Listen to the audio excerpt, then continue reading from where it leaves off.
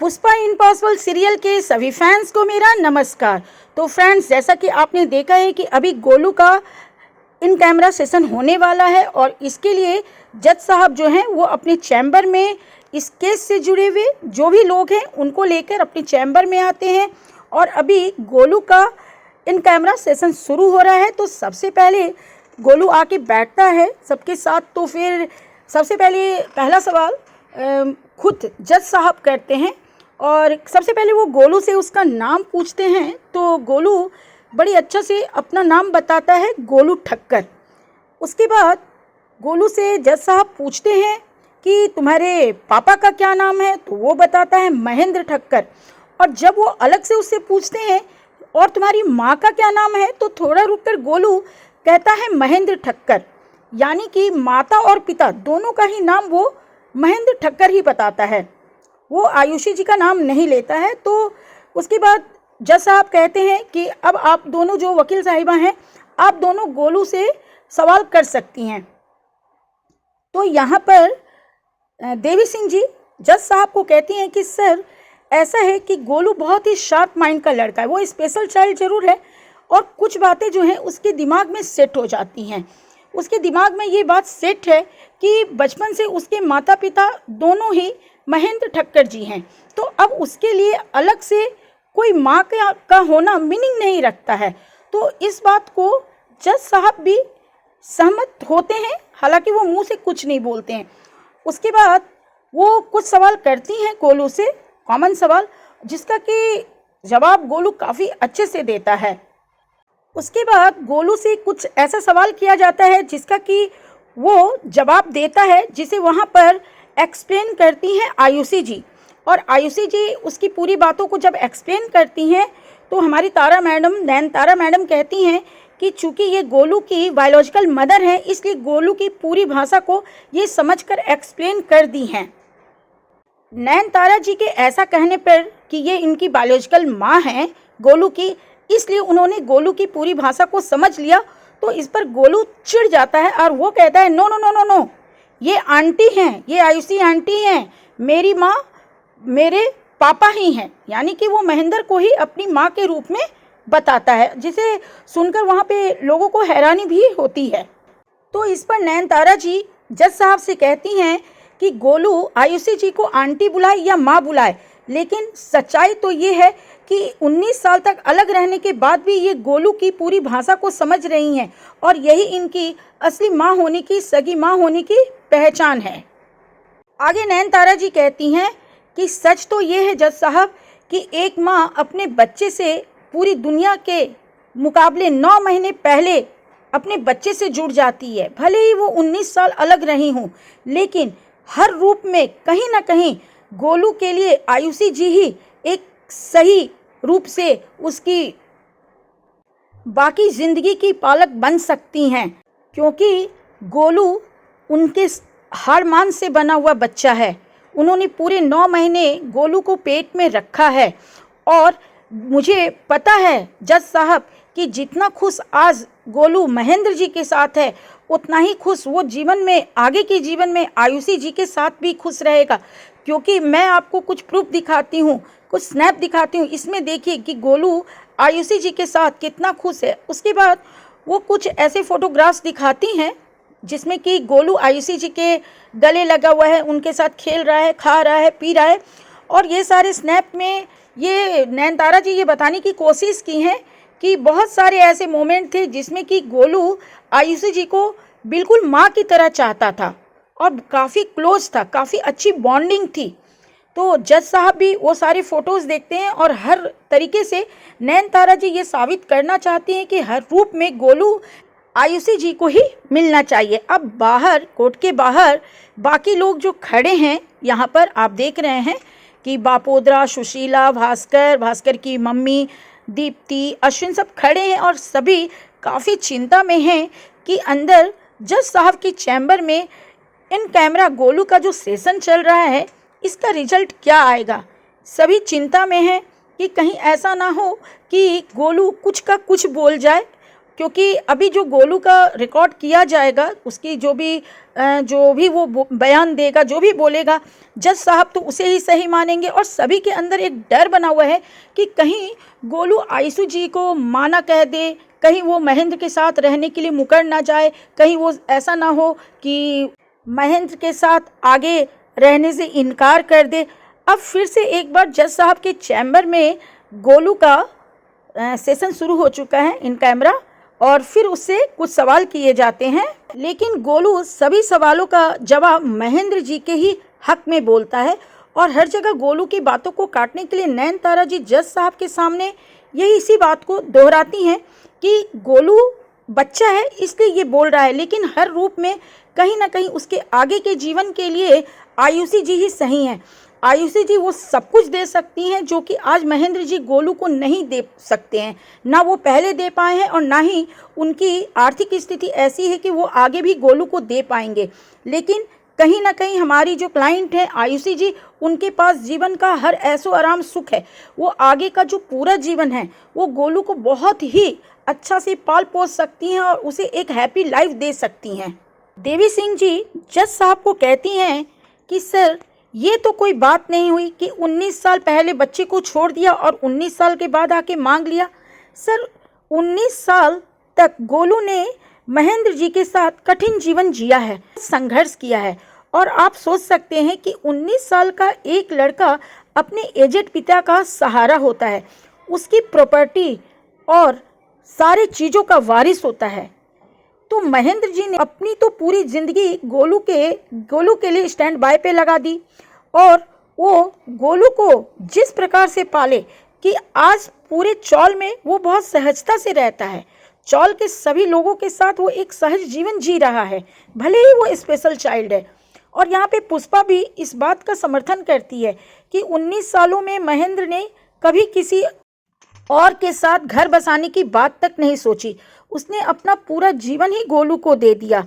तो इस पर जज साहब दोनों ही पक्ष का, सभी का बात सुनने के बाद, यहाँ तक कि गोलू का भी स्टेटमेंट लेने के बाद, जज साहब कहते हैं कि हम लोग एक शॉर्ट ब्रेक के बाद मिलेंगे, और शॉर्ट ब्रेक के बाद मैं गोलू के साथ एक खेल खेलूँगा, एक गेम खेलूँगा, और अभी मैं कोई फैसला नहीं दूंगा। उस गेम के खेलने के बाद जो मैं गोलू के साथ खेलूँगा, उसके बाद ही मैं तय करूँगा कि गोलू किसको मिलेगा, यानी कि गोलू की कस्टडी किसे पूरी तरह से कोर्ट के थ्रू दिया जाएगा।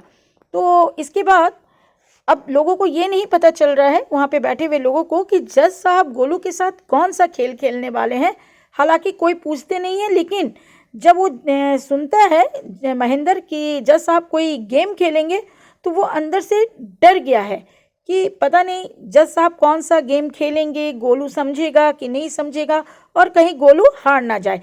अब इधर मास्टर जी के घर का सीन दिखाया गया है कि मास्टर जी के पास चंद्रिका बहन आती है और वो कहती है कि मास्टर जी प्रणाम, मैं मुंबई जा रही हूँ। तो इस पर मास्टर जी कहते हैं कि तू वीरेन के फैक्ट्री का काम छोड़ के, वर्कशॉप का काम छोड़ के मुंबई जा रही है। तो वो बोलती है कि अब मुझे पुष्पा बहन और जुगल का साथ देना है। तो वो बोलती है कि तू इस तरह से अचानक से काम छोड़ के कैसे जा सकती है। तो वो अपना रिजाइन लेटर दिखाती है, यानी कि इस्तीफा पत्र दिखाती है। तो मास्टर जी कहते हैं कि ये तो ठीक है कि तू इस्तीफा दे के जा रही है, वरना वीरेन अगर तू ऐसे काम छोड़ के जाएगी बिना बोले तो दिक्कत में पड़ जाएगी। तो इस पे चंद्रिका बोलती है, चंद्रिका बहन, कि मैं ये जानती थी मास्टर जी, इससे पहले ही इस्तीफा पत्र तैयार कर ली थी।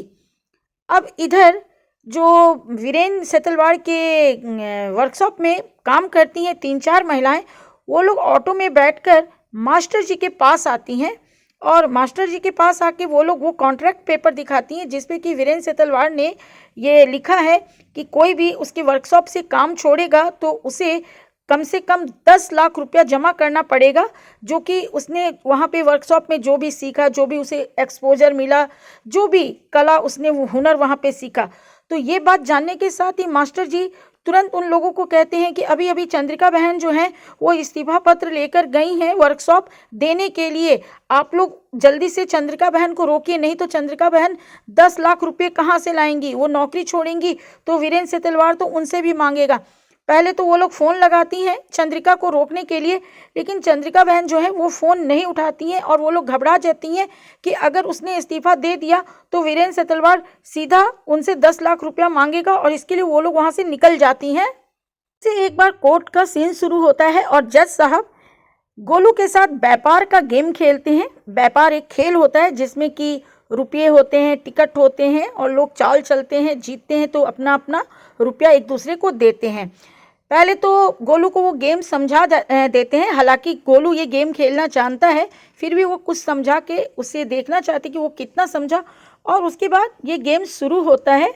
दोनों ही एक दूसरे के साथ इस तरह से गेम खेल रहे हैं कि कभी जज साहब जीतते हैं, कभी गोलू जीतता है। तो वहाँ पे जज साहब जो है गोलू के ब्रेन को देख रहे हैं कि वो ब्रेन का कितना शार्प बच्चा है, और खड़ी वहाँ पे नयनतारा जी भी बहुत गौर से देख रही हैं कि गोलू जज साहब के साथ इतना अच्छा से ये गेम खेल रहा है, तो इसका मतलब है कि महेंद्र जी ने काफ़ी अच्छा से पाला पोसा है। चूँकि नयनतारा जी वकील हैं आयुषी जी की, तो इस चीज़ को वो एक्सेप्ट नहीं कर रही हैं, क्योंकि किसी भी हालत में उन्हें आयुषी जी को गोलू दिलवाना है, गोलू की कस्टडी आयुषी जी को दिलवानी है।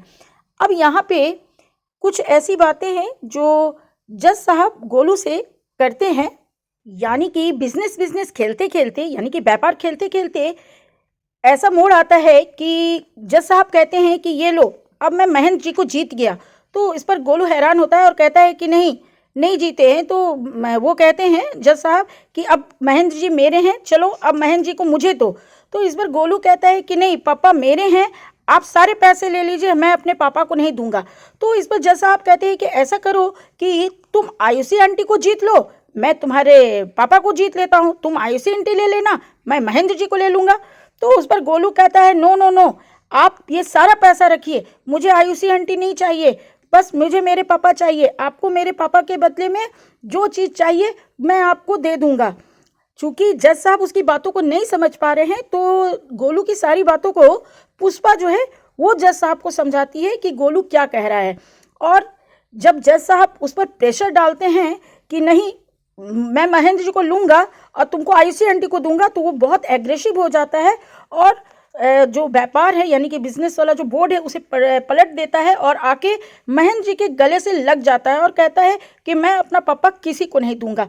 अब इस सीन के बाद जो जज साहब के चैम्बर में एकदम से सन्नाटा छा जाता है। इधर चंद्रिका बहन जो हैं वो अपना इस्तीफा लेटर जो है वो देने के लिए वर्कशॉप में आती हैं, जो वर्कशॉप की हेड हैं उनको देने का प्रयास करती हैं।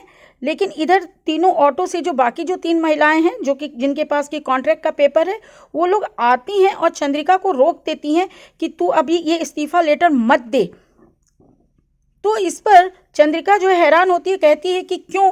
तो उस पर वो बताती हैं कि इस कॉन्ट्रैक्ट में क्या लिखा हुआ है ये देख, अगर तू इस्तीफा देगी नौकरी से तो तुझे 10 लाख रुपया जमा करना पड़ेगा।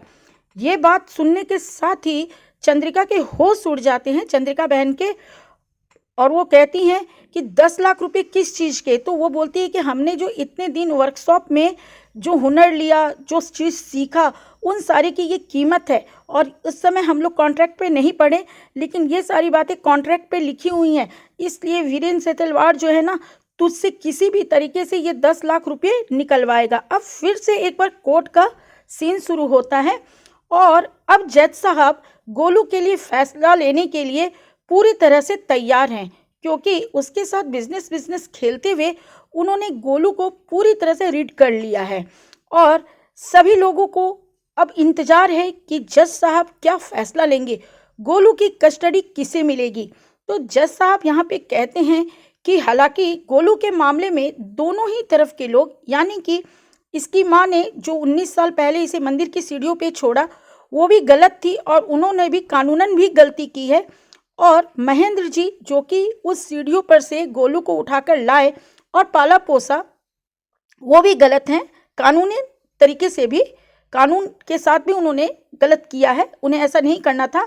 यानी कि कहीं ना कहीं गलती गोलू की माँ की भी है और उसके पालक महेंद्र की भी है।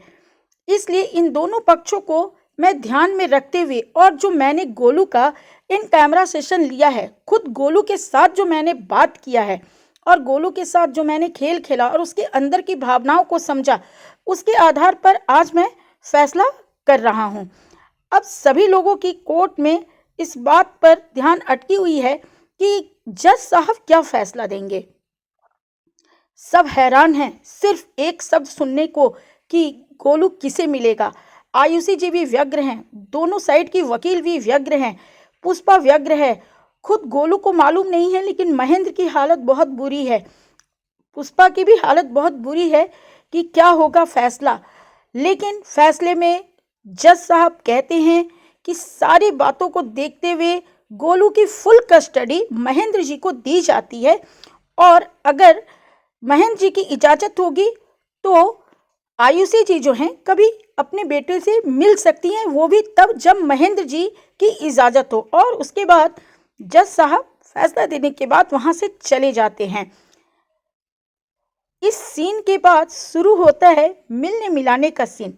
तो फ्रेंड्स, आज जो दिखाया गया कोर्ट में वो काफ़ी दर्दनाक था, काफ़ी मार्मिक था सभी के लिए। आयुषी जी को बेटा नहीं मिला, इसके लिए भी। खैर, उसके बाद गोलू और महेंद्र दोनों मिलते हैं। गोलू सभी से गले मिलता है, महेंद्र बहुत खुश है, उसे वापस अपना गोलू मिल गया है, वो भी कानूनी अधिकार के साथ। अभी तक तो 19 साल वो सिर्फ भावनाओं के सहारे पाल रहा था, लेकिन अब तो कानून भी उसे ये अधिकार दे दिया। पर इधर आयुषी जी बहुत रो रही हैं, और आयुषी जी को रोता हुआ देखकर पुष्पा उनके पास जाती है और दोनों गले मिलकर बहुत रोती हैं। तो इस पर पुष्पा कहती है कि गोलू भले ही कानूनन महेंद्र को मिला है, लेकिन गोलू आपका बेटा है और आप जब चाहें गोलू से मिल सकती हैं, उसके साथ रह सकती हैं।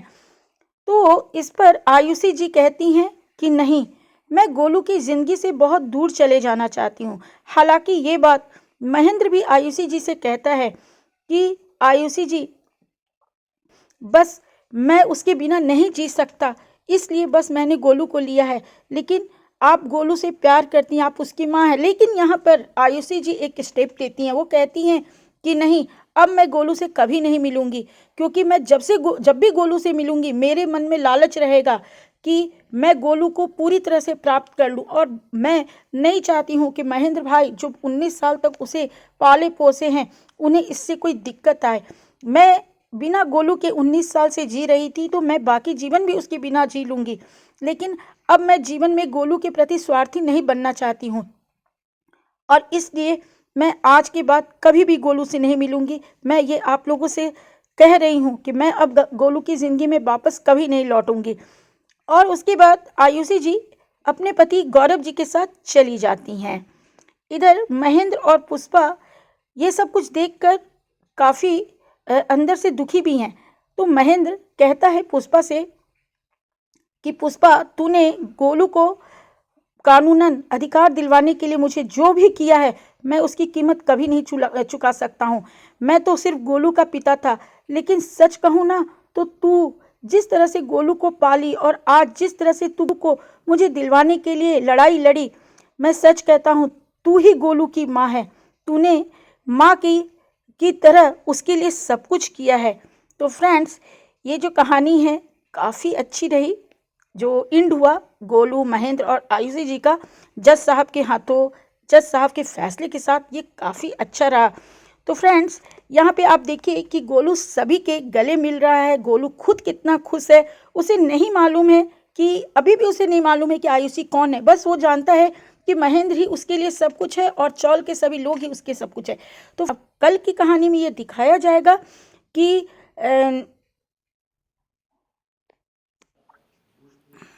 तो फ्रेंड्स, आज की कहानी बस यहीं तक है। अब कल की कहानी में, यानी कि कल के एपिसोड में, ये दिखाया जाएगा कि दीप्ति अपने माता पिता से मिलने के लिए, अपने मम्मी डैडी से मिलने के लिए घर आएगी और उन्हें बताएगी कि किस किस्म का प्रॉब्लम उसके यूट्रस में आ गया है और वो माँ नहीं बन सकती है। और यहीं पे अचानक पुष्पा जी भी आएंगे और उन्हें भी ये बात पता चलेगी। तो फ्रेंड्स, आगे अब क्या होना है ये हम लोग आगे के एपिसोड में देखेंगे। आज के लिए बस इतना ही। Bye bye friends.